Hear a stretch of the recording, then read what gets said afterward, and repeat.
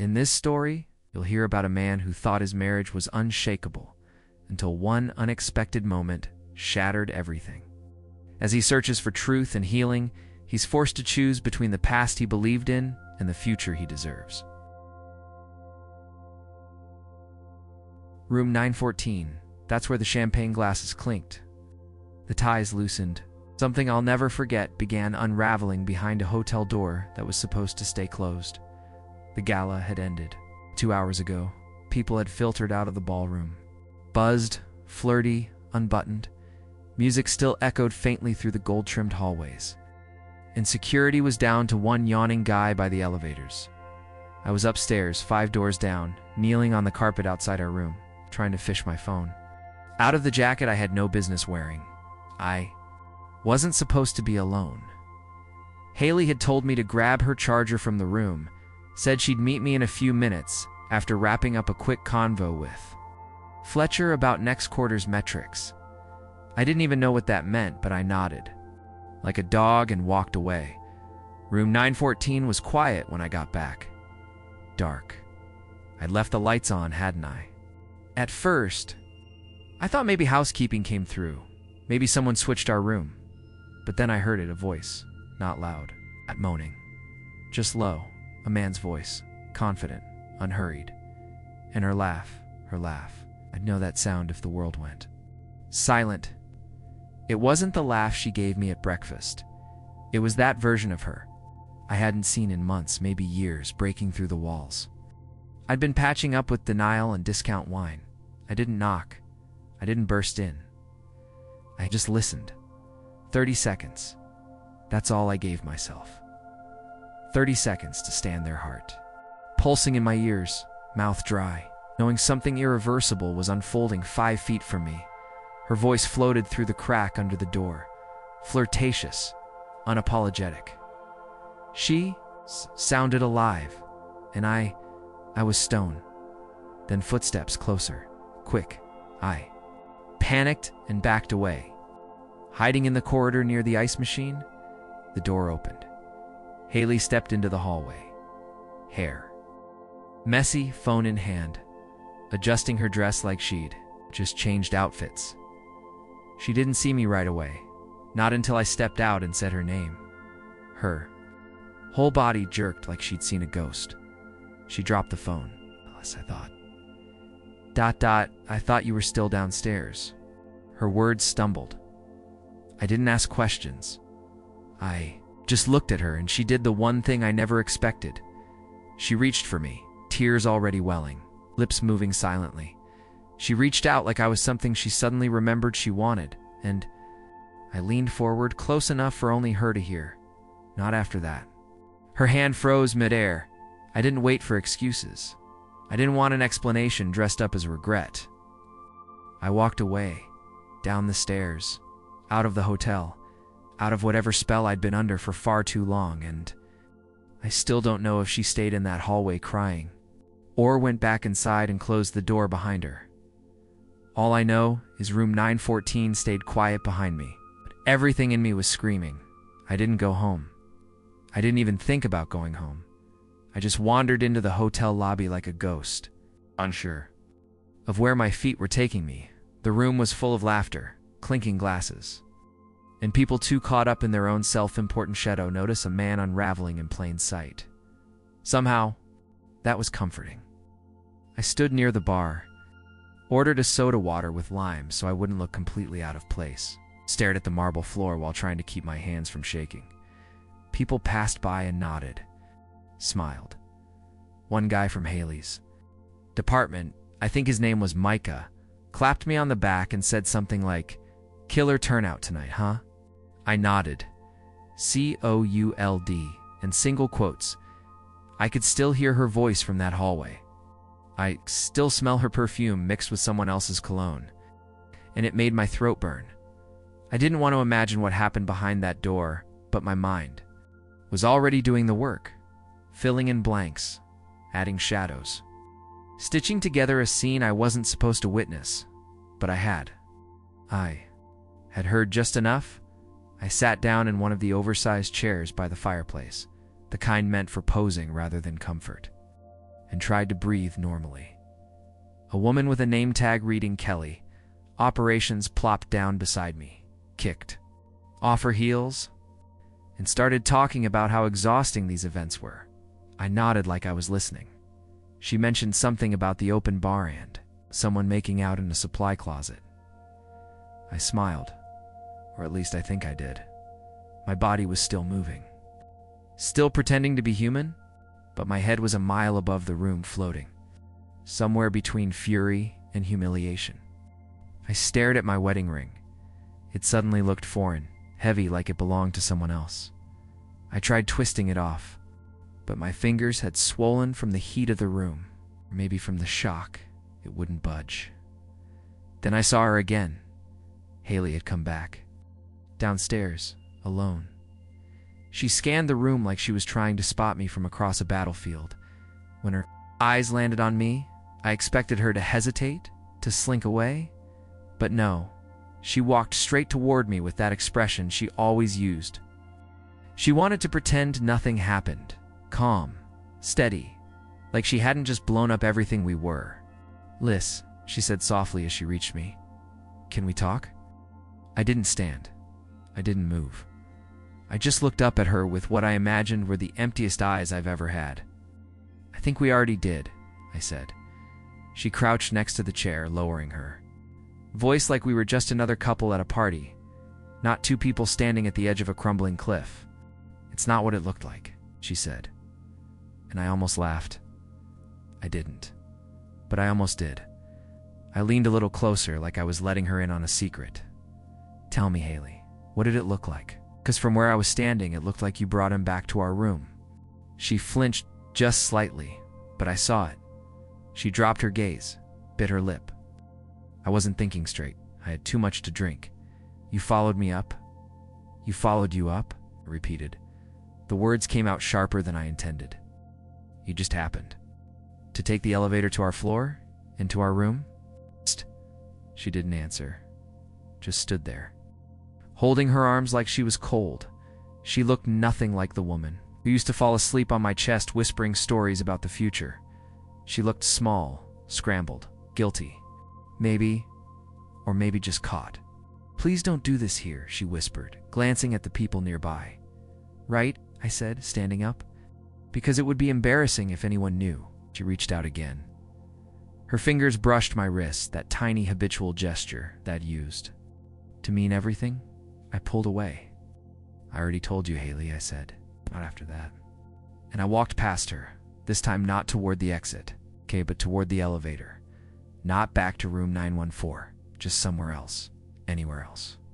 I didn't know what I'd do next. I didn't know where I'd sleep. I didn't know how to tell my parents or what I'd say to her sister, who always said we were relationship goals. But I did know one thing. Whatever this was, it was no longer us. And I think she finally realized that too, as I disappeared into the elevator and left her behind in the ballroom that was now way too bright. It's way too loud, and full of people who had no idea what just died on that floor. I ended up in room 910, not because it was mine, not because anyone invited me, but because the door was propped open. Just enough that I could hear muffled music, laughter, and someone saying, "He's probably not coming back anyway." It was one of those casual after parties that always form at these corporate events. Junior staff with loosened ties, heels in hand, crowded around a minibar, pretending none of it mattered.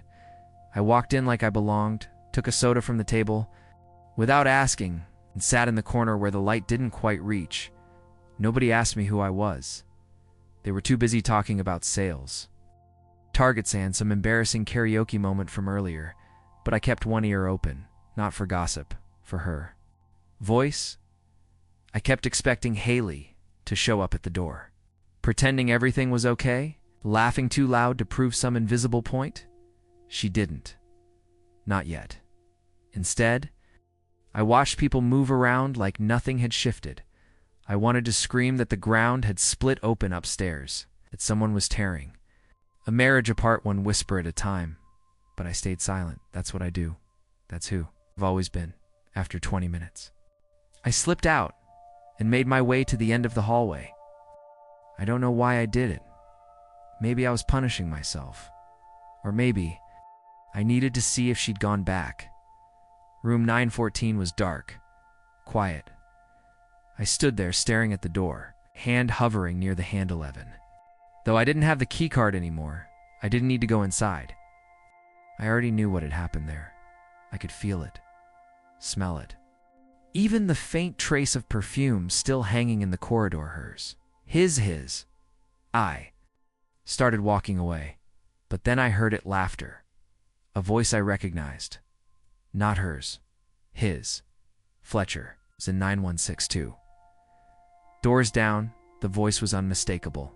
Smooth, arrogant, filled with that casual confidence I'd never been able to fake. He was talking to someone on the phone, loud enough that I could catch every fourth word through the paper-thin wall. I pressed closer, not proud of it, but something in me needed confirmation. Needed something real to hold on to, besides the echo in my chest. "She'll come around," he said. "She always does." Pause. No. He walked. Would have done the same. Guy looked like a kicked puppy. Another pause. She's probably crying about it now, but give her a week. Tops. I don't remember walking away. I don't remember reaching the stairwell. But I do remember gripping the rail so tight my knuckles went white. My body was on fire. Shame. Rage. All of it blurring together until my knees nearly gave out. I sat. On the cold stairwell, Florand stared at the emergency exit sign like it might tell me what to do next. She'll come around. She always does. That wasn't just arrogance. That was familiarity.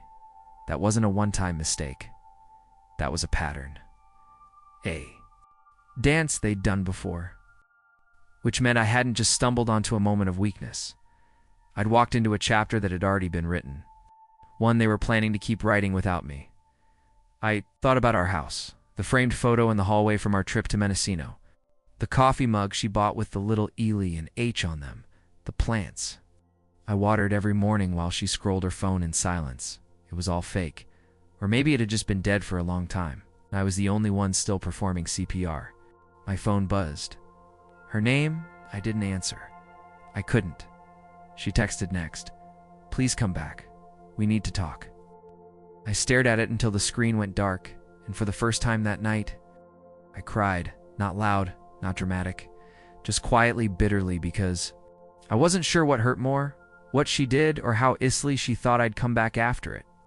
It was sometime after 1 a.m. when I finally stood up from that stairwell. My legs had gone numb.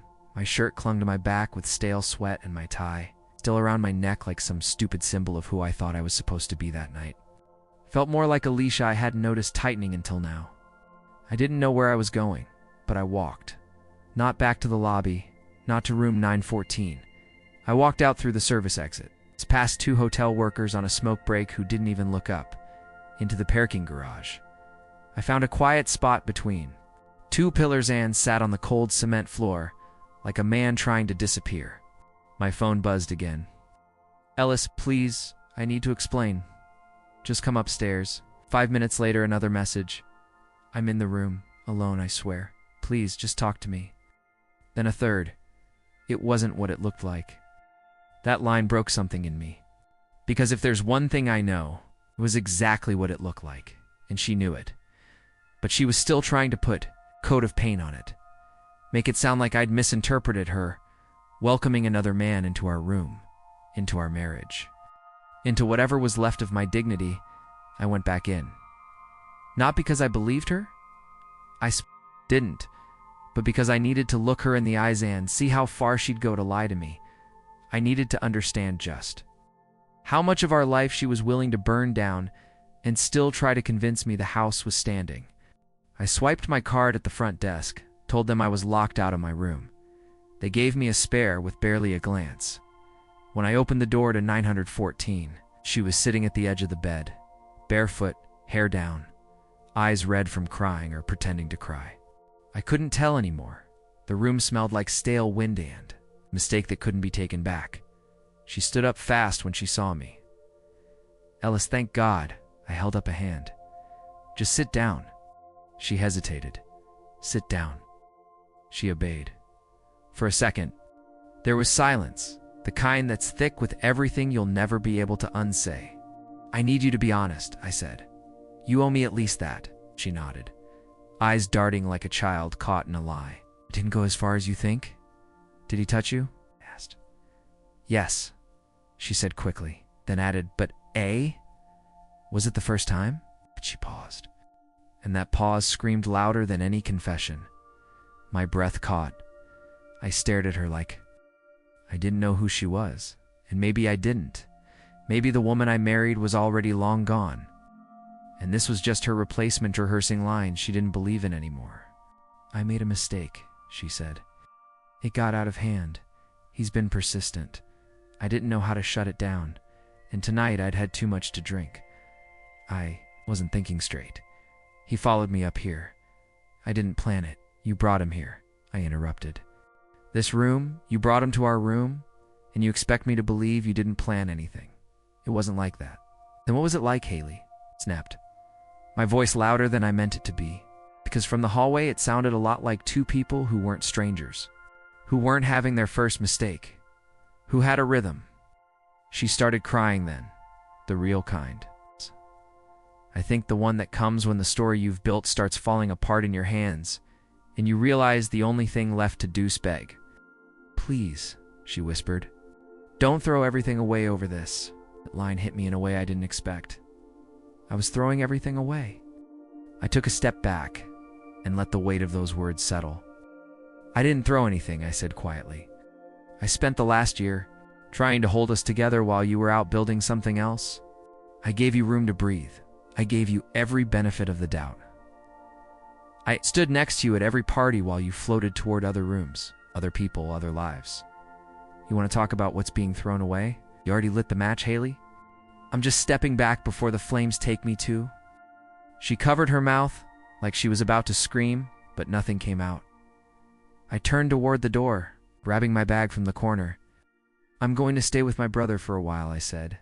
"You'll get a call from a lawyer, and when that happens, don't lie to them. Tell them what you told me, that it wasn't what it looked like." I walked out before she could answer. I didn't slam the door. I didn't say goodbye. I just left. And for the first time in years, it felt like I was finally walking away from something that was never mine to hold.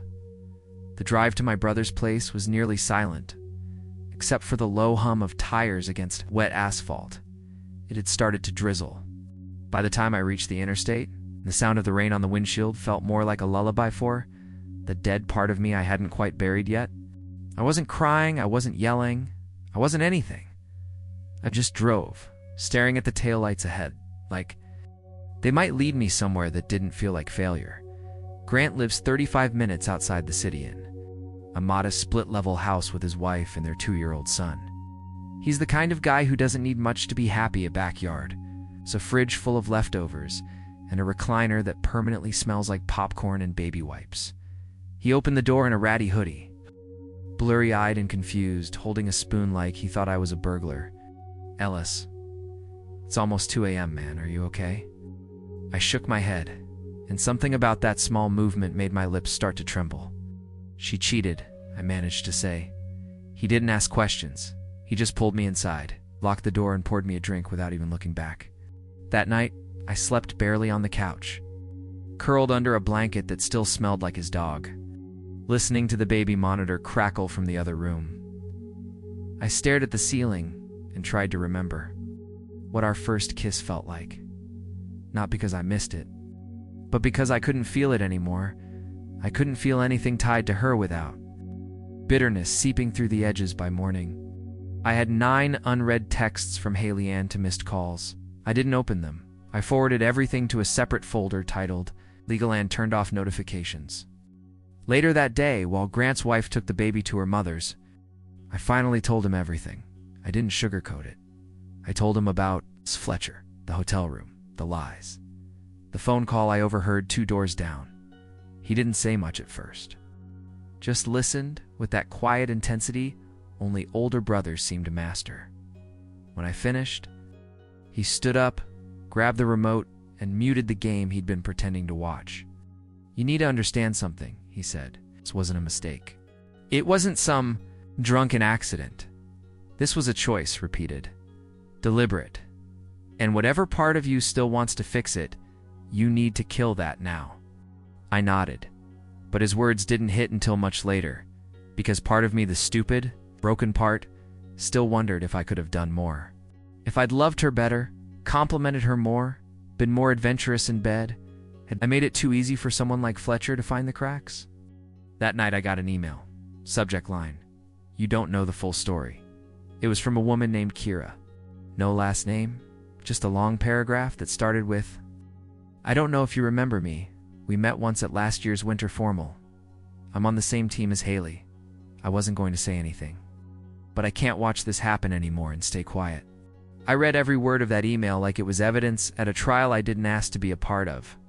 Kira went on to describe how Fletcher and Haley had been flirty since before she even joined the firm, how they'd left conferences together, how everyone noticed, even joked about it behind their backs.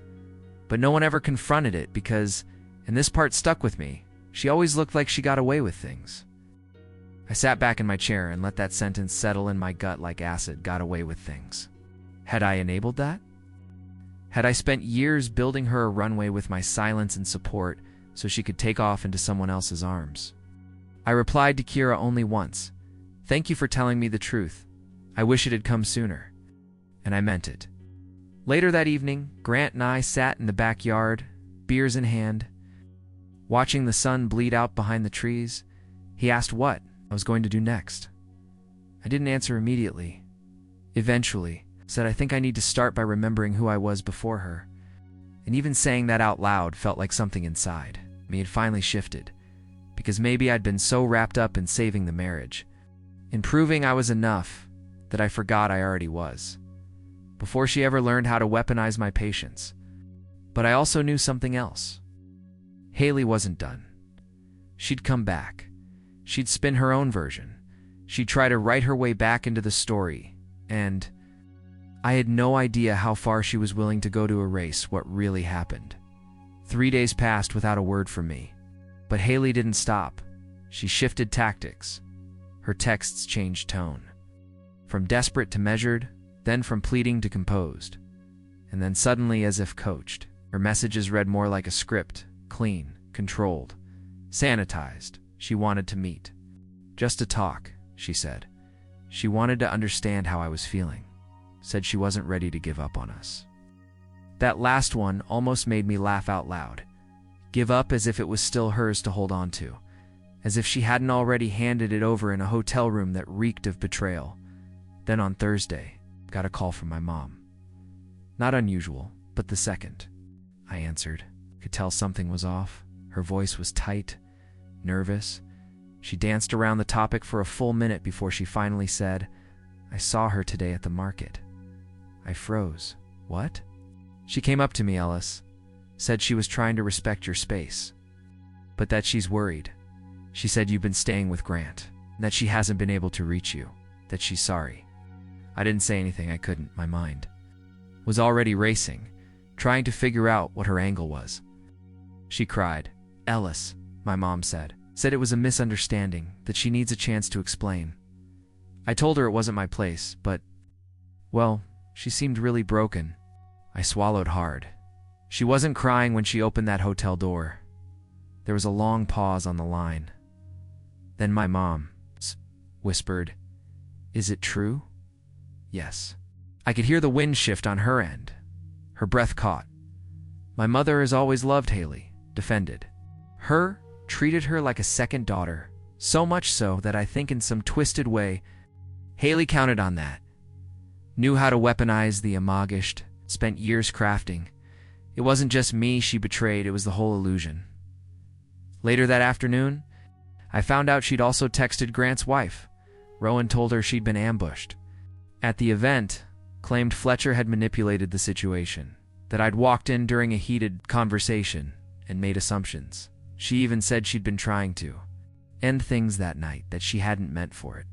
To go that far, she was rewriting the story, and she wasn't just telling it to strangers. She was planting it in the ears, people close to me, reshaping the edges, painting herself as confused, heartbroken, even loyal, if you can believe that. like I'd walked out on her for something minor, but I wasn't shocked. Haley has always had a way of shifting blame without ever raising her voice. She never lies. Directly just bends truth until it collapses. And what scared me most was that it worked. People listened. People nodded that night. I decided to meet her not because I needed closure, but because I needed to see what version of herself she was bringing to the stage now. We met in a neutral place, a small public park near the river. Early evening, barely anyone around. She wore a denim jacket over a dress I hadn't seen before, which somehow offended me, that she had the energy to shop. To pick something new to wear for this, like it was a date. She walked up like we were still something, like I was just being moody, and all it would take was the right words to untangle the mess. "Thanks for coming," she said gently. I said nothing. She looked tired, her eyes puffy, but there was something calculated beneath it. Like she'd practiced this conversation in the mirror 100 times. "I know things look bad," she began. "But you walked in at the worst possible moment. I wasn't thinking clearly. I'd had drinks. I didn't want to hurt you." Finally spoke. "Then why are you telling everyone you were ambushed? That he manipulated you? That I imagined things?" Her face faltered just slightly. She blinked. "I didn't mean it like that. I was trying to explain my side." No, I interrupted. "You're trying to keep the version of you alive that everyone still likes, but that version doesn't exist anymore." She stepped forward. "Ellis, please. We've been through worse, no?" I said again. "We've been through hard times, not betrayal. Not this." I could see it then, her frustration breaking through the softness. The guilt was gone. She'd switched again.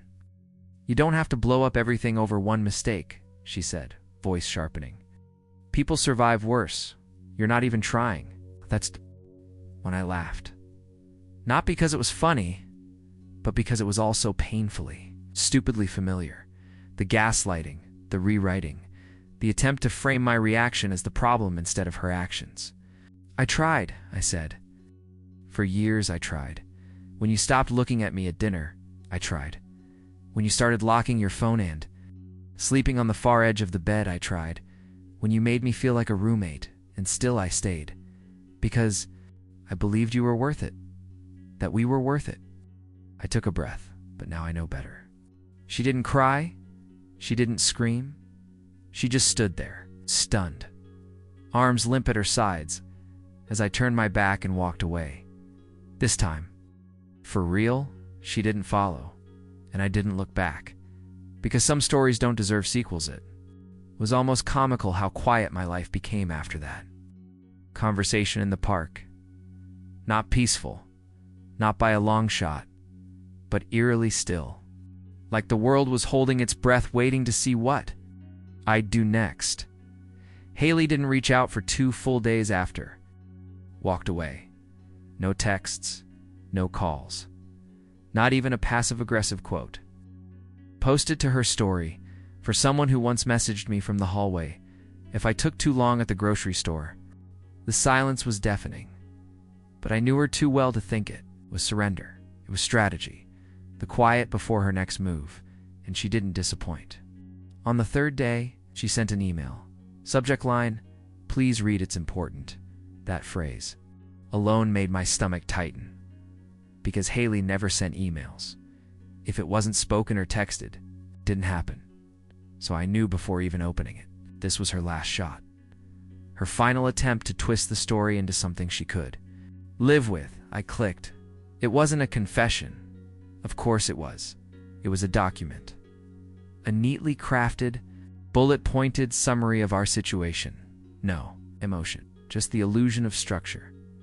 She had organized it like a project recap, outlining what happened. Her perception, my reaction, and then, unbelievably potential next steps, under what happened. She wrote, "An inappropriate but brief exchange occurred between myself and a colleague, which Ellis misinterpreted under emotionally heightened circumstances.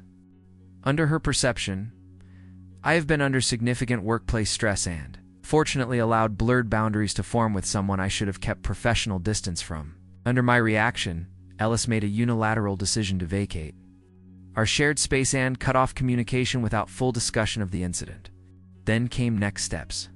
Options. Like this was a business merger. Like we could just vote on which direction this whole disaster should go. Counseling temporary. Separation with communication. Plan mediation with trusted family support. I read it 3 times.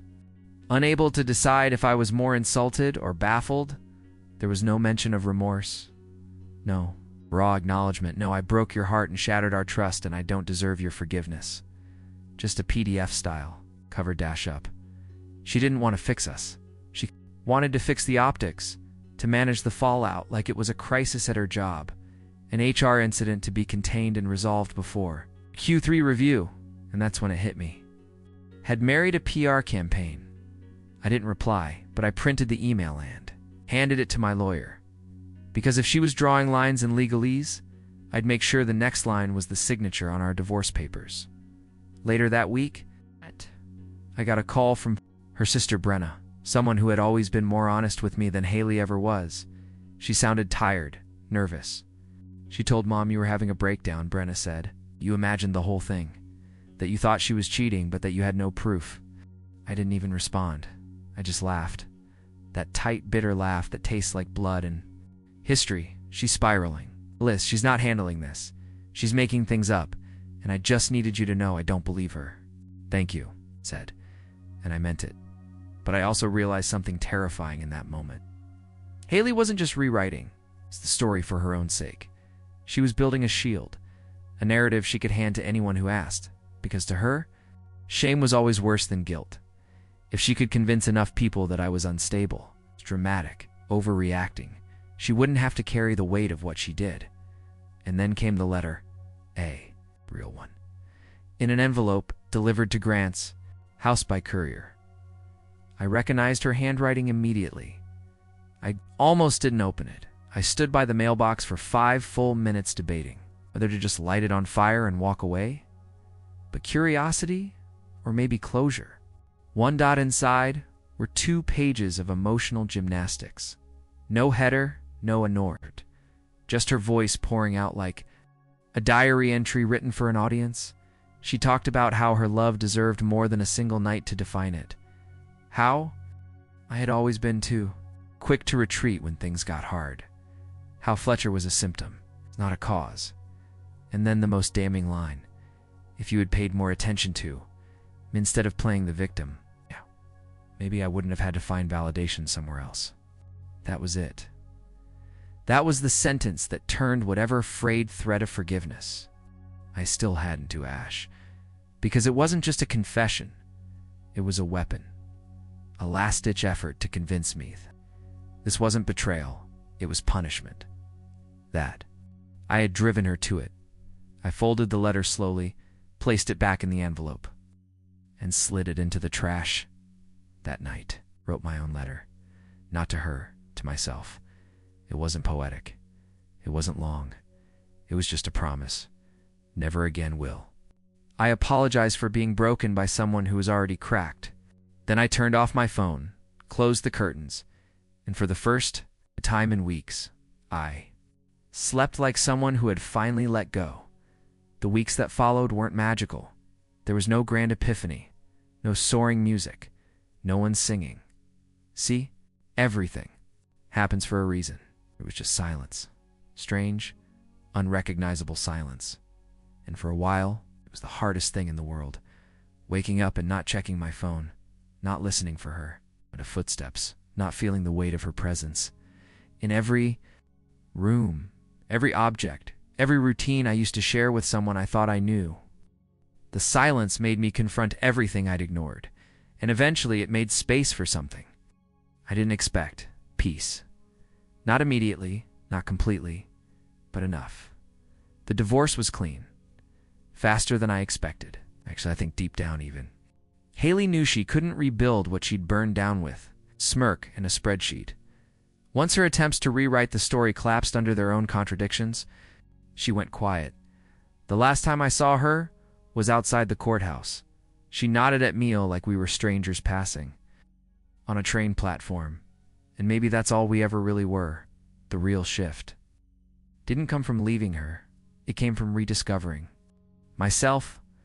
I started doing things I hadn't done in years, not dramatic things.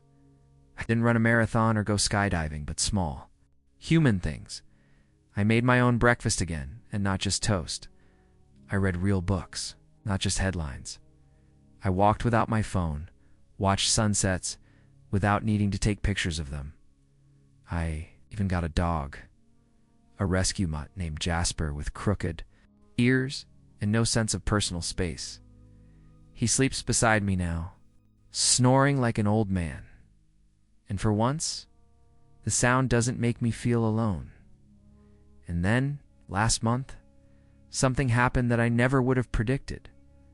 I met someone. Her name's Marin. She's not flashy, not someone who commands attention when she walks into a room, but she sees people. She listens. The first time we talked, it wasn't about Jobs or exes or trauma. It was about lemon bars. She was buying the last one at the bakery I'd been frequenting on weekends, and I made some sarcastic comment about her having excellent taste. She offered me half, just like that. We sat outside under a crooked umbrella and split it like two kids on a playground. I didn't tell her my story. Not yet. She didn't ask. She just smiled, the way people do when they're not trying to impress anyone, and I swear, I hadn't seen a smile like that in years. We've gone on a few dates since then. Nothing too serious, no. Big declarations.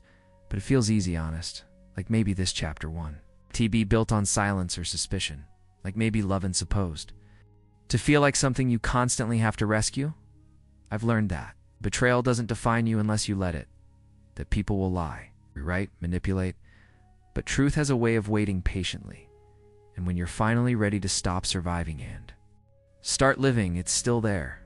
Like a doorway you always knew existed, but forgot how to find. So here I am. Months later, in a home that's small, but mine, with no lies under the floorboards, and no unanswered questions in the dark. I'm still healing, still learning how to trust it again, especially myself. But when I think back to that night, to her reaching for me on the dance floor, trying to reel me back into a story I didn't want to read anymore. I remember the words I whispered, not after that.